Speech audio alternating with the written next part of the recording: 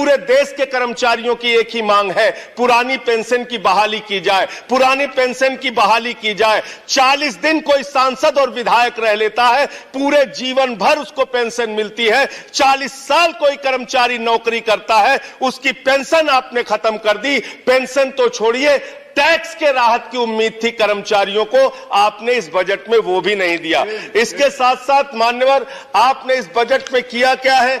22 तक सबको घर देने की आपकी योजना थी, वो 22 तक घर देने की योजना भी पूरी तरीके से जमीन पर उतर के नहीं आई, वो भी फेल साबित हुई। जब आपसे पूछा जाता है सरकार की उपलब्धि क्या है, सरकार की आमदनी क्या है, आप सीना ठोक के कहते हैं अरे हमने तो आमदनी बढ़ा दी, देश का एयरपोर्ट बेच दिया। फिर आपसे पूछा जाता है कुछ आमदनी बढ़ी क्या सरकार की, कहते हैं हां बिल्कुल बढ़ा दी। Steel authority of India limited बेच दिया, कोल इंडिया बेच दिया, बीपीसीएल बेच दिया, एलआईसी बेच दिया, बैंक बेच दिया, पोर्ट बेच दिया, सब कुछ बेचने का काम किया। ये आपका मेक इन इंडिया है, ये आपका डिजिटल इंडिया है। मानवर, मैं खत्म कर रहा हूं। मानवर, मैं मनरेगा की आप बड़ी पीठ थपथपाते हैं अपनी, मनरेगा की चर्चा बहुत होती है। मनरेगा का बजट आपने खत्म कर दिया, खाद की सब्सिडी आपने कम कर दी। इसका मतलब जो गरीबों को अन्न देने की योजना है, वो भी योजना एकमात्र आपकी दिखावा है, और मार्च के बाद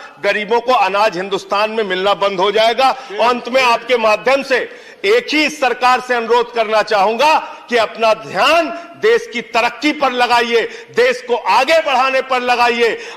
बेटी बेटी होती है, हिंदू की हो, मुसलमान की हो, सिख की हो, ईसाई की हो, उसकी इज्जत के साथ खिलवाड़ मत कीजिए, गुंडागर्दी मत कीजिए।